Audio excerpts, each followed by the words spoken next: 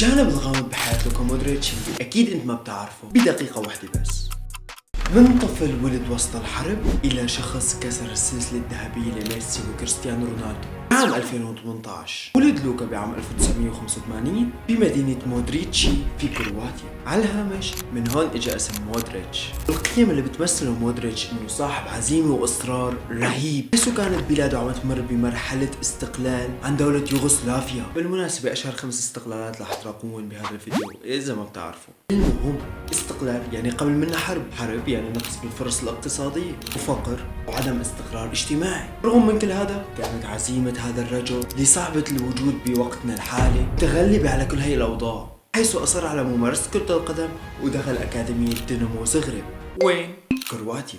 وبعدها تنقل بين فئات الفريق بين شباب لوصل للرجال، بعد منه على توتنهام بعام 2008.